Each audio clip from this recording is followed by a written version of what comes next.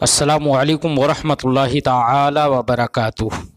مرکز اہل سنت جامعہ رضویہ منظر اسلام کے یوٹیوب چینل ہم سبق درس نظامی میں آپ کا خیر مقدم ہے۔ پیارے بچوں، آپ میں سے جنہوں نے اب تک ہمارے چینل کو سبسکرائب نہیں کیا ہے وہ ضرور سبسکرائب کر لیں اور اپنے ساتھیوں سے بھی شیئر کریں اور بیل آئیکن بھی ٹچ کر دیں تاکہ ہر اپلوڈ کی نوٹیفیکیشن آپ تک پہنچ سکے، اور اپنے ساتھیوں سے بھی شیئر کریں اور بات پسند آئے تو لائک بھی کریں۔ اب آپ کو جامعہ رضویہ منظر اسلام کے ایک اہم اور ماہر استاذ حضرت مفتی محمد قمر صاحب آپ حضرات کے روبرو ہوں گے۔ وہ آپ کو تلخیص المفتاح جو بلاغت کی ایک مشہور ترین کتاب ہے وہ پڑھائیں گے۔ آپ حضرات ان سے غور سے سنیں اور اپنی کتاب کو یاد کریں۔ السلام علیکم ورحمۃ اللہ وبرکاتہ۔ بسم اللہ الرحمن الرحیم۔ وفی المتکلم ملکۃ یقتدر بها علی التعبیر عن المقصود بلفظ فصیح۔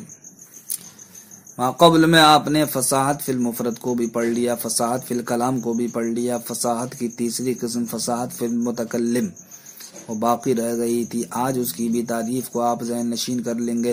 فصاحت فی المتکلم کہتے کس کو ہیں تو سنیے۔ فصاحت فی المتکلم کہتے ہیں وہ ایسا ملکہ ہے کہ جس کے ذریعے سے انسان لفظ فصیح کے ساتھ مقصود کی ادائیگی پر قادر ہو جاتا ہے، یعنی فصاحت فی المتکلم وہ ایسا ملکہ ہے۔ ملکہ کہتے ہیں کیفیت راسخہ کو کہ جس کے ذریعے سے متکلم مقصود کو ادا کرنے پر قادر ہو جاتا ہے، کن الفاظ کے ساتھ؟ لفظ فصیح کے ساتھ، یعنی جس کے اندر بھی یہ صلاحیت ہے کہ وہ اپنے مقصود کو لفظ فصیح کے ساتھ تعبیر کر دے تو اس کو کیا کہا جاتا ہے؟ فصیح متکلم کہا جاتا ہے۔ کیا کہا جاتا ہے؟ فصیح متکلم کہا جاتا ہے۔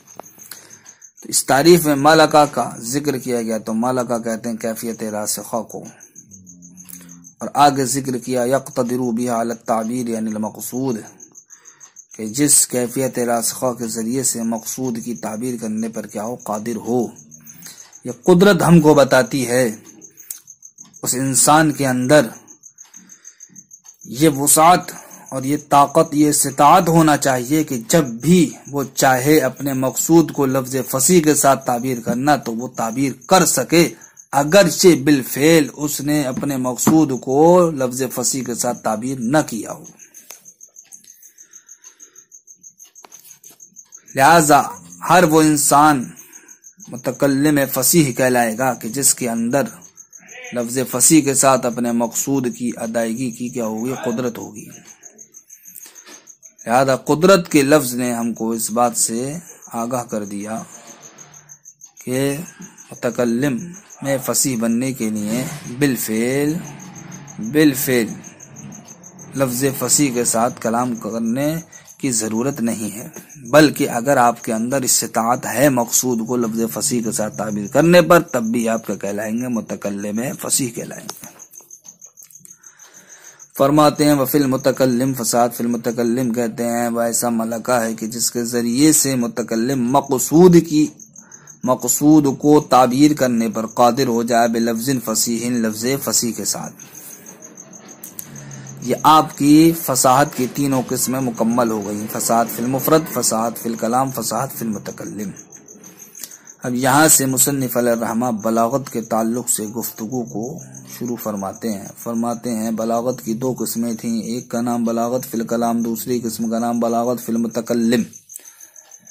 سب سے پہلے ہم سمجھتے ہیں کہ بلاغت فی الکلام کس کو کہا جاتا ہے، تو سنو، بلاغت کلام کہتے ہیں کلام کا مقتضی حال کے مطابق ہونا ہے، کلمات کے فصیح ہونے کے ساتھ، کلام کا مقتضی حال کے مطابق ہونا ہے۔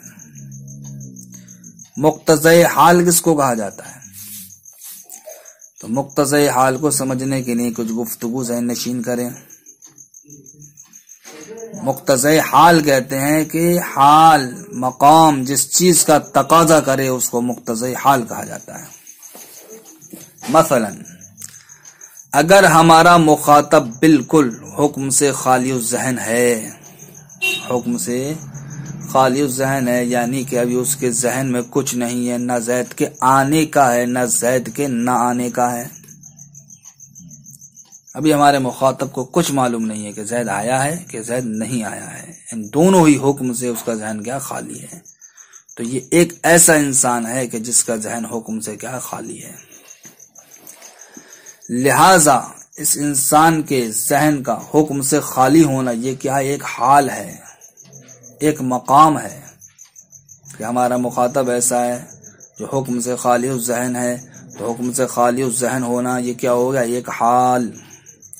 اب اس حال نے تقاضا کیا اس بات کا کہ اس کے سامنے کلام بغیر تاکید کے پیش کیا جائے، کیوں؟ اس لیے کہ جب اس کا ذہن حکم سے خالی ہے تو ہم جو بھی کلام پیش کریں گے اس کا وہ رد نہیں کرے گا، بلکہ اس کو کیا کر لے گا، قبول کر لے گا۔ لہذا کلام کو موقت اس وقت لایا جاتا ہے جب کہ ہمیں امید انکار کی ہو، لیکن یہاں پر ہمارا مخاطب جب خالی الذہن ہے تو یہ انکار کی ہمیں امید ہی نہیں ہے، جب امید ہی نہیں ہے تو ہم اس کے سامنے بغیر تاکید کے کلام پیش کریں گے۔ یہ دوسری بات ہو گئی۔ تو پہلی بات کیا تھی کہ مخاطب کے ذہن کا حکم سے خالی ہونا یہ کیا بنا، یہ ایک حالت بنا۔ اس حالت نے تقاضا کس بات کا کیا، اس بات کا کیا کہ حکم کو بغیر تاکید کے اس کے سامنے پیش کیا جائے۔ لہذا یہ کیا کہلائے گا، یہ مقتضی حال کہلائے گا۔ یہ کیا کہلائے گا، مقتضی حال، یعنی حال نے تقاضا کیا کہ کلام کو بغیر تاکید کے پیش کیا جائے، تو کلام کو بغیر تاکید کے پیش کرنا یہ کہلائے گا مقتضی حال۔ اب تیسرے درجے پہ آئیے، آپ نے اب کلام کو ویسا ہی پیش بھی کر دیا جیسا کہ حال نے تقاضا کیا، تو یہ کہلائے گا مطابقت مقتضی حال۔ تو دیکھیے یہاں تین چیزوں کا تصور ہوا۔ ایک تو مخاطب سے ہم کو حالت پتہ چلی، پھر اس حالت نے تقاضا کیا کہ کلام کو بغیر تاکید کے پیش کیا جائے، تو یہ بغیر تاکید کے کلام کو پیش کرنا یہ مقتضی حال کہلائے گا۔ پھر ہم نے کلام بغیر تاکید کے پیش بھی کر دیا، یہ مطابقت مقتضی حال کہلائے گا۔ اتنی بات سمجھنے کے بعد اب آپ آئیے بلاغت کی تعریف کی جانب۔ بلاغت کس کو کہتے ہیں؟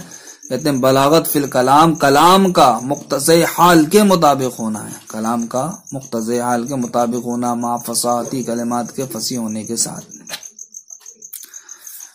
وَهُوَ مُخْتَلِفٌ، اب یہاں سے یہ بات بیان فرماتے ہیں کہ مقتضی حال کیا ہے، مختلف ہیں، مقتضی حال مختلف ہیں۔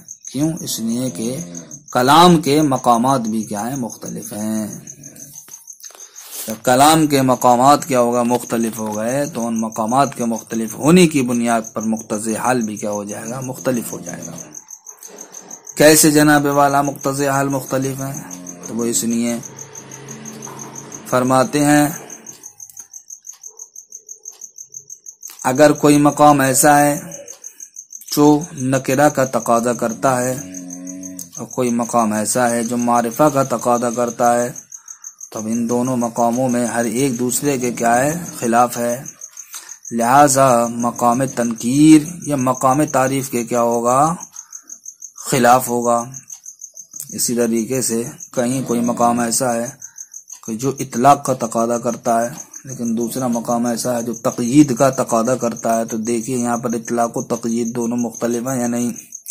اسی طریقے سے کوئی مقام ایسا ہے کہ جو کسی کلمے کی تقدیم کا تقاضا کرتا ہے، لیکن دوسرا مقام ایسا ہے جو اس کلمے کی تاخیر کا تقاضا کرتا ہے۔ لہذا یہاں پر بھی دیکھ لیجیے آپ، تقدیم و تاخیر دونوں کے آپس میں مباین ہیں، مخالف ہیں۔ اسی طریقے سے کوئی مقام ایسا ہے جو ذکر کو چاہتا ہے اور دوسرا مقام ایسا ہے جو حذف کو چاہتا ہے، تو دیکھیے ذکر و حذف یہ آپس میں مباین ہیں یا نہیں، مخالف ہیں۔ اسی لیے فرماتے ہیں کہ مقتضی حال مختلف ہیں، کیونکہ کلام کے مقامات مختلف ہیں۔ اب وہ مقامات کیا ہیں؟ وہ مقام یہ ہے کہ مقام تنکیر، یہ مقام تعریف کے مخالف ہے، اسی طریقے سے مقام اطلاق یہ مقام تقیید کے مخالف ہے، مقام تقدیم یہ مقام تاخیر کے مخالف ہے، اسی طریقے سے مقام ذکر یہ مقام حذف کے کیا ہے، مخالف و مباین ہے۔ ومقام الفصل یبین مقام الوصل، اتنا ہی نہیں ہے بلکہ فصل کا مقام یہ وصل کے مقام کے مباین ہے۔ فصل کہتے ہیں کہ جہاں پر شے ثانی کا شے اول پر عطف نہ کیا گیا ہو، وصل کہتے ہیں کہ جہاں پر شے ثانی کا شے اول پر عطف کیا گیا ہو۔ تو دیکھیے جس کلام میں عطف کیا گیا ہوگا یہ مباین ہوگا اس کلام کے کہ جہاں پر عطف نہ کیا گیا ہوگا۔ تو دیکھیے یہاں پر فصل و وصل کے مقام کے آپس میں مباین ہے، اسی طریقے سے مقام ایجاز یہ اپنے خلاف کے مقام کے مباین ہے، یعنی کہ کلام ہم تین صورتوں میں پیش کر سکتے ہیں۔ ایک مختصر طریقے پر پیش کر سکتے ہیں کہ الفاظ کا معنی زیادہ، دوسرا یہ کہ ہم مساوات کے طریقے پر اپنے کلام کو پیش کر سکتے ہیں کہ جتنے الفاظ اتنے ہی معانی، جتنے معانی اتنے ہی الفاظ۔ تیسری صورت یہ ہے فصل و وصل کے مقام کے آپس میں مباین ہے، اسی طریقے سے مقام ایجاز یہ اپنے خلاف کے مقام کے مباین ہے، یعنی کہ کلام ہم تین صورتوں میں پیش کر سکتے ہیں۔ ایک مختصر طریقے پر پیش کر سکتے ہیں کہ الفاظ کا معنی زیادہ، دوسرا یہ کہ ہم مساوات کے طریقے پر اپنے کلام کو پیش کر سکتے ہیں کہ جتنے الفاظ اتنے ہی معانی، جتنے معانی اتنے ہی الفاظ۔ تیسری صورت یہ ہے کہ الفاظ زیادہ ہوں معانی کیا ہوں کم ہوں، یہ کہلاتی ہے اتناب۔ تو اب یہ تین صورتیں ہوں کلام کو پیش کرنے کی، ایجاز یعنی کہ الفاظ کم ہوں معنی زیادہ ہوں، اتناب الفاظ زیادہ ہوں معنی کم ہوں، مساوات الفاظ و معنی دونوں برابر ہوں۔ تو دیکھیے یہ تین مقام ہوئے اور ہر ایک مقام دوسرے کے خلاف ہے۔ تو فرماتے ہیں مقام ایجاز یبین مقام خلافی مباین، اپنے خلاف کے مقام کے۔ اب ایجاز کے خلاف مقام کیا ہے، مساوات بھی ہے، ایجاز کے خلاف مقام کیا ہے، اتناب بھی ہے، لہذا اب خلاف سے مراد دونوں مقام ہیں، اتناب اور مساوات۔ اور فرماتے ہیں اسی طریقے سے ذکی یعنی عقل مند کا خطاب یہ غبی کن ذہن کے خطاب کے ساتھ کیا ہے، مخالف ہے۔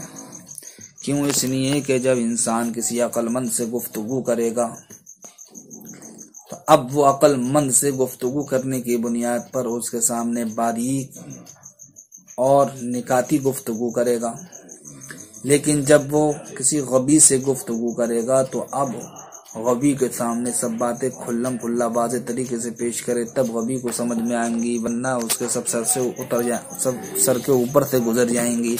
تو دیکھیے جو وہ کلام ایک عقل مند کے سامنے پیش کرے گا تو یہ کلام یہ مخالف ہوگا اس کلام کے جو غبی کے سامنے پیش کرے گا۔ اسی لیے فرمایا اسی طریقے سے ذکی کا خطاب یہ غبی کے خطاب کے ساتھ کیا مخالف ہے۔ وَلِكُلِّ كَلِمَةٍ مَّا صَاحِبَتِهَا مَقَامٌ، اسی طریقے سے ہر کلمے کے لیے اپنے صاحب کے ساتھ ایک مقام ہے۔ مثلا لفظ ان یہ بھی شرط کے لیے آتا ہے اور لفظ اذا یہ بھی شرط کے لیے آتا ہے، یہ آپس میں ایک دوسرے کے صاحب ہیں، آپس میں ایک دوسرے کے کیا ہیں، یہ صاحب ہیں۔ لیکن ان یہ مقام شک میں استعمال ہوتا ہے اور اذا مقام یقین میں استعمال ہوتا ہے۔ تو دیکھو شک اور یقین یہ دونوں آپس میں مباین ہوئے یا نہیں ہوئے، لہذا یہ کہنا مصنف کا ہر کلمے کے لیے اپنے صاحب کے ساتھ ایک مقام ہے، جو مقام دوسرے والے مقام کے دوسرے والے کلمے کے مقام کے کیا خلاف ہے۔ تو اب ما قبل میں آپ پھر پلٹیے، ما قبل میں کیا کہا گیا تھا کہ مقتضی حال مختلف ہے۔ کیوں؟ کلام کے مقامات مختلف ہیں، وہ تمام صورتیں مصنف نے پیش کر دی کہ کلام کے مقامات کیسے مختلف ہیں۔ وارتفاع شان الکلام فی الحسن والقبول بمطابقتہ للاعتبار المناسب، یہاں سے مصنف علیہ الرحمہ ایک اور مسئلہ بیان فرماتے ہیں کہ کلام کا حسن و قبول میں کلام کی شان کا مرتفع ہونا یا کلام کی شان کا مرتفع نہ ہو کر کے نیچی کی طرف کو جانا، یہ کس اعتبار سے ہم کو پتہ چلے گا؟ فرماتے ہیں اس کا تعلق اعتبار مناسب سے ہے.